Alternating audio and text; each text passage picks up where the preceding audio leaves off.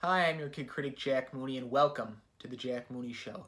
And in today's episode, we are talking about the top 10 best movies of 2018. Now, this was a very hard list to make. I saw a lot of movies, so we're going to start things off with giving my honorable mentions and then my most underrated movies of the year. So, my first honorable mention, I have five. The first one is Green Book. I thought it was a great movie, incredible performances by Mahershala Ali and Viggo Mortensen, and a pretty good job at directing from Peter Farrelly. The only reason it didn't make the top 10 list was that I think it played things too safe. It didn't take creative risks that I would have liked it to. And I think that might have to do with some of the directing, but overall an impressive film. It just barely missed the mark for my best movies of the year list. Okay, the next honorable mention is First Man. When I walked out of First Man, I was like, I have to see it again. And I saw it a second time, and I was just in awe with the visual effects, the score, Ryan Gosling's performance. It didn't make the list because it is very long. It does get a little boring at times, and the movie just feels cold and without any emotion at times, especially the scenes on Earth. But a visually impressive movie. Ryan Gosling, the scene where he just breaks down crying at his desk was one of the best scenes of the year, especially a great and overlooked performance by Gosling. I think any movie he touches now is pretty good, but the movie didn't make the top 10 list. Okay, next, Isle of Dogs. I was confident from when I saw this in April that it would make the list, but it didn't. I love Isle of Dogs. I went in thinking that I wouldn't like it, and I think that's why I loved it so much. It's my new favorite film from Wes Anderson. It's quirky, it's funny, the animation is incredible. I really don't have any problems with it. It does get a little slow towards the end, but it's got a great score. It's just a really impressive movie, and it saddens me that it didn't make the list, but it's a great film. Okay, next up is Vice. I was really impacted by Vice. I thought it was a powerful film with powerhouse performances by Christian Bale and Amy Adams. They are definitely worthy of the acclaim they're getting and should both be nominated for Oscars and maybe even win them as well. I just thought that sometimes there were these jokes that they'd do throughout. There was like a Shakespeare joke. There was a scene where they rolled the credits early. I thought the jokes just didn't land sometimes. The editing is very impressive for the film, as well as the performances. Adam McKay's writing and directing is very sharp. But towards the end of the film, I did lose interest. It was getting too complicated and too long. So those are some of the reasons why it didn't make the list. And then finally, for my honorable mentions, If Beale Street Could Talk. I think Barry Jenkins did a phenomenal job at directing this piece. It's not nearly as good as Moonlight, and I think the problem with that is the editing and the script. I think there's issues with the editing, with the way the scenes are placed. I also don't like the narration throughout. I thought that was distracting and a weak creative element of the film. And it does feel kind of bland for something as powerful and moving as Moonlight. This just seemed like a setback for Jenkins. But don't get me wrong, the camera angles, the way it moves, the color, the placement of shots, all very impressive. He should be nominated for Best Director. I don't know if it should be nominated for Best Picture, but definitely Director. And score. It's the best score of the year. The music is just incredible and moving. Reminds me a lot of Taxi Driver. Okay, those are my honorable mentions, and now for 3 overrated movies of the year. I'm going to start off with Christopher Robin. I streamed Christopher Robin. It didn't get great reviews. It got like a 60-something on Rotten Tomatoes. So I wasn't really expecting a lot. I know that a lot of people were saying it's a phenomenal movie, and it really is pretty good. Ewan McGregor gives an emotional and interesting portrayal as Christopher Robin. I thought he did a nice job of, going back to his childhood roots. And I love Disney, and I love his interaction with the Pooh characters. It's a very beautiful movie, very touching. It's not a great movie, but it certainly shouldn't be getting a 60-something on Rotten Tomatoes. It's a very enjoyable watch. You should definitely stream it when you have the chance. Also, Ready Player One. I know this is in the 70s on Rotten Tomatoes, but it really is being overlooked because I think Spielberg did a great job with it. It's very entertaining. It's one of the best action films of the year. The way it has all these pop culture references, I just thought was incredible. And that sequence when they go into The Shining may have been one of the best scenes of the year. It just was, as a film lover, it was great to go back into scenes from different movies, and that's The Shining. That was a great scene. So I really liked Ready Player One. I thought Spielberg did a great job. It was magical. I know some people who despise the film, but it was actually pretty decent. I enjoyed myself a lot in that film. And then finally, Venom. I know people either hate it or love it. I'm in the middle. I think it's okay. It's certainly better than Aquaman. I'll tell you that. I thought Hardy gave a pretty good performance. Yeah, there's the issue with too much CGI and the writing isn't great, but I actually thought Hardy gave a pretty good performance. Michelle Williams gave a pretty good performance. And yeah, it is not horrible. It does not deserve a 29 or whatever it has on Rotten Tomatoes. I saw it on a Sunday afternoon, and I was not disappointed. I had a fun time at the theater. It's got some interesting action scenes, but basically, if Hardy wasn't in it, the movie would have sucked. So he carried the movie, and it's not bad. So yes, those are my honorable mentions and my most underrated movies of the year. So now, let's kick off with number 10 on my top 10 favorite movies of 2018. So my number 10 best movie of the year goes to Bumblebee. A movie that I was expecting to be good, but I wasn't expecting it to be great. And the reason why this movie is so great is because of how incredible the story is, how heartwarming it is, the emotions it has, and that it has a masterful director helming it, and that is Travis Knight. Travis Knight has made the Transformer franchise fresh and incredible again. I'm glad Michael Bay isn't a part of it anymore, and I look forward to future installments because of the energy Knight infused into it. I'm also looking forward to Guardians of the Galaxy 3, but we're talking about Bumblebee. I haven't seen a movie, an adventure movie, with like the dog-child storyline this emotionally impacting since E.T. I bonded and I found like relatability with the characters. Haley Steinfeld gives an incredible performance. Sometimes it has like John Hughes feelings. You feel like you're right in the 80s with vinyl, a great soundtrack. It's just such a fun, exciting action film. I highly recommend you see it. It's really good, and yeah, one of the best action movies of the year. I love Bumblebee. It's truly remarkable. I'm glad I saw it. Number 9 goes to Mission Impossible Fallout, which was probably the most memorable movie theater experience I had this year. I just was blown away. I got to see it in IMAX, and I was locked onto the screen, and I was enthralled the whole time. I wanted to pay attention to every single second of the film, and I'm glad I did because it was such a powerful film, and the best of the franchise for sure. And I'm glad that Christopher McQuarrie is continuing with the next 2 films in the series. And this also just proves that Tom Cruise is a movie star when he's given the right film. He just has such fun with the character, and yeah, I loved it so much. I remember the scene where Cruise and Cavill skydive. It was so incredible with the lighting and the use of sound. Each action scene had a purpose in this film, and that's what I loved about it. It had a nice score, the cinematography was amazing, the sound, like I just mentioned. The movies just keep getting better and better in this franchise, and I'm excited to see what comes next. It's a near-perfect film, definitely one of the best action movies of all time, and I hope, this is a spoiler alert, but I hope they find some way to bring Cavill back, because this is definitely his best performance.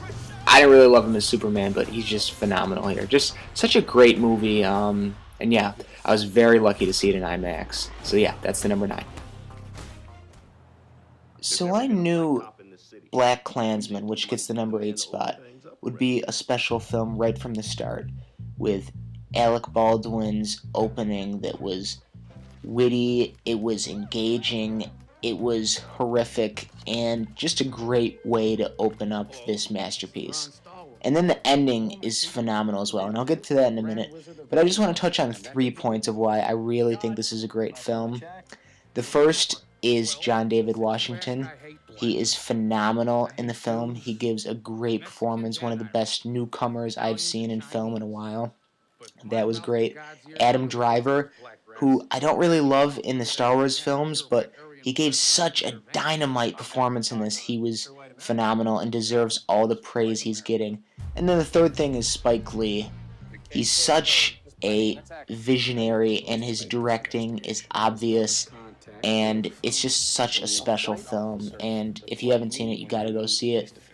There's scenes like when Kwame Ture is giving a speech and John David Washington's character is trying to investigate on it.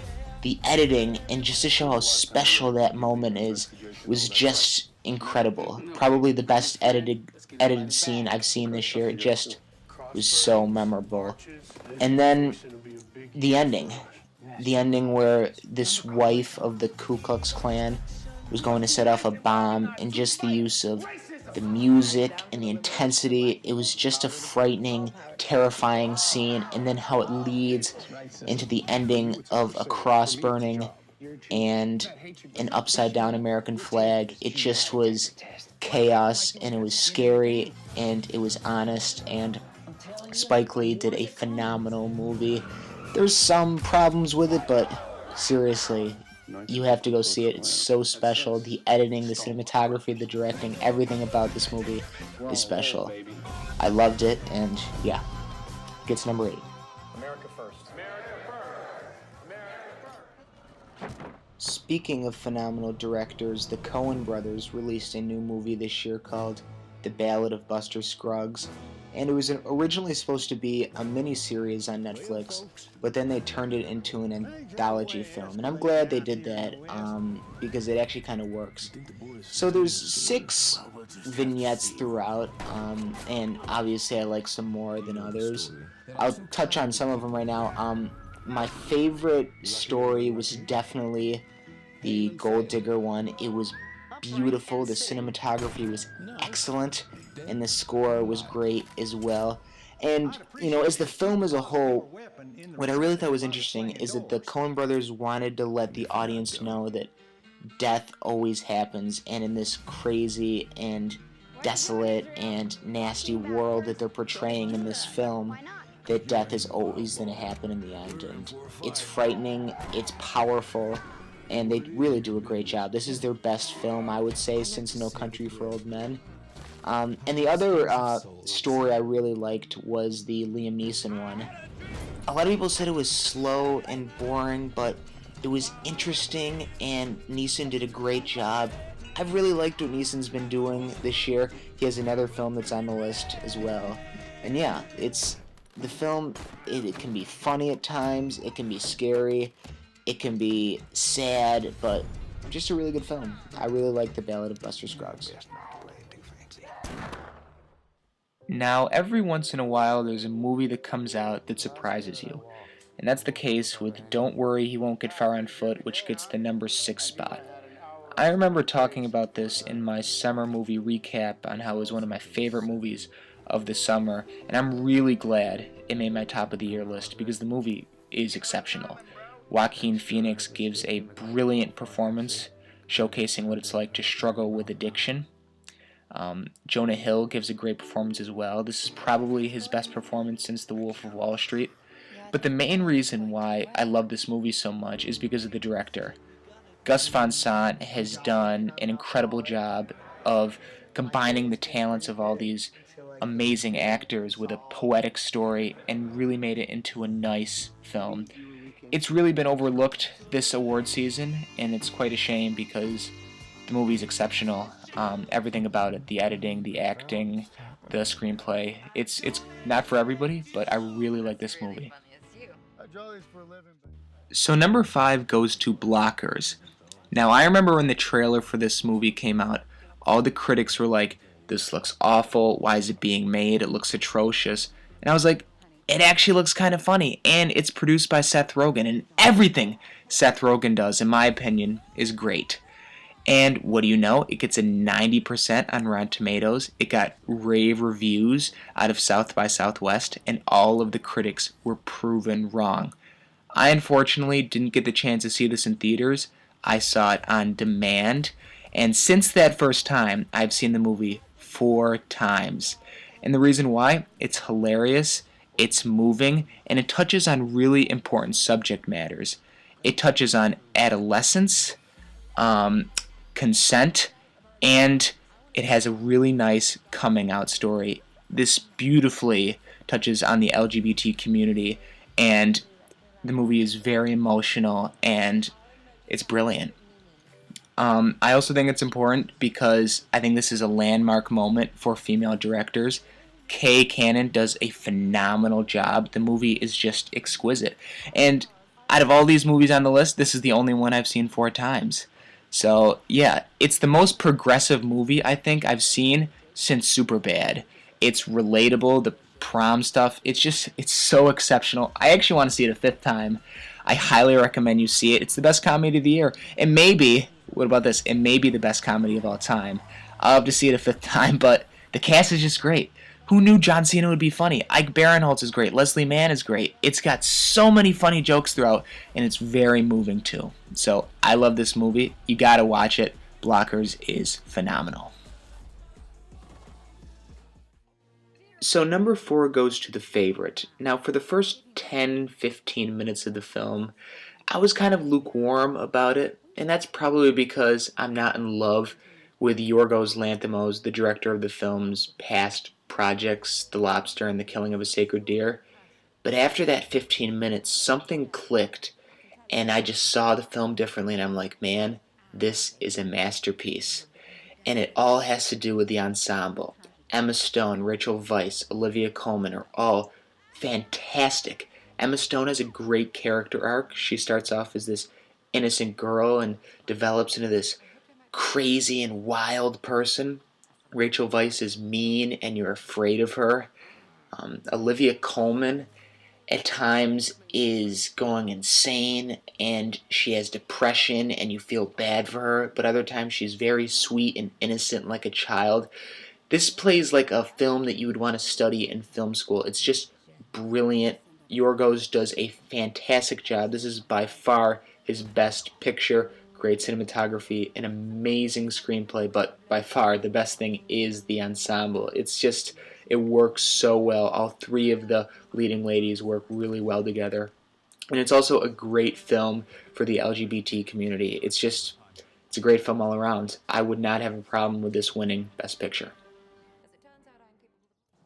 Now, originally, Roma was supposed to be number 1 on the list, but things changed and it ended up getting the number 3 spot. But don't get me wrong, it is still an incredible and striking film, a great achievement for Alfonso Cuarón. The cinematography is beautiful and picturesque. The editing is sharp and incredible. The acting is just phenomenal. Yalitza Aparicio, I'm sorry if I'm mispronouncing that, gives incredibly subtle and powerful and moving performance. The last 30 minutes of this film, which really focuses on her character, she really pulls it off, and Cuarón makes it into such an experience. You are sucked into this world. You feel like you are there. It's just gorgeous. I never thought I'd say this about a foreign language black and white movie on Netflix, but it really is a masterpiece. Everything about it.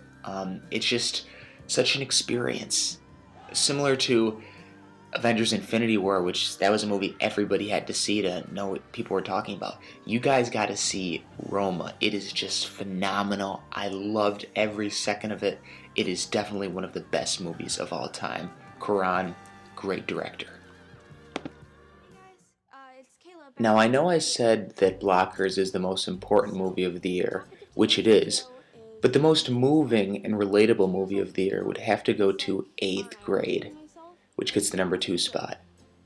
I have never been this emotionally impacted by a film in a very long time.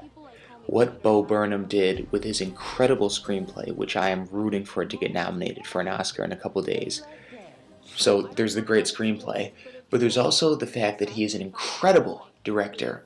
What he has been able to do with the camera and show that Elsie Fisher's character feels isolated and alone and scared. The scene where she's in the bathroom, afraid to go out to the pool party, pacing back and forth, and the camera just swiftly follows her.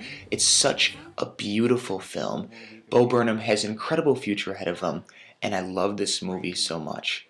As a YouTuber who has been bullied before and has social anxiety, I thought this was incredibly effective, and I loved it so much. I think film works the best when you can see yourself in the characters, and Bo Burnham made a movie for everybody. So I really love 8th Grade. I'm rooting for it for the Oscars, and yeah, it's a great movie. Yes, so that means that my number one best movie of 2018 goes to Widows. Wow, what an incredible and powerful film. Steve McQueen has outdone himself yet again, creating such a thought-provoking, unique, and interesting movie in his directing lineup. The film is just so incredible, very well done, and proves that Steve McQueen can do any genre and make it into such a masterful piece of art. I had the amazing opportunity to see this at the Toronto International Film Festival, and when I saw it, I was just blown away, and I wanted to see it again. So when it came out in theaters, I got that opportunity to see it again, and I loved it even more. It's just such an incredible film. Like I said before, very thought-provoking, and what I think is so great about it is that Steve McQueen really knows his way with shots and organizing a scene. There's this one scene in particular where Colin Farrell's character is having a heated discussion in the back of his car, and the camera just moves back and forth on the dashboard of the car. It's so genius and so subtle, and a very intriguing scene. Another scene is when Daniel Kaluuya's character is pacing around one of his employees, and he's just staring him down as he's rapping, and it's just so intense. It reminds me of a great scene in Dead Poets Society. So Steve McQueen, just such an incredible director. And this movie, to be honest, has been overlooked. I mean, it deserves so much more than it's getting. It deserves Best Picture nominations. Viola Davis should be getting lots of credit. Elizabeth Debicki is phenomenal. This is probably her best performance of all time. And Robert Duvall, he's hilarious, intimidating, and he has a really great monologue towards the end of the film. The movie's just great. I recommend it to anybody. It's an action movie, it's a drama, it's everything you want, and Liam Neeson's in it too, which is awesome. So yeah, those are my top 10 best movies of 2018. I hope you enjoyed the list. I'm going to take a little bit of a break for a while because these lists were pretty demanding of me to make, but I will be back closer towards the Oscars.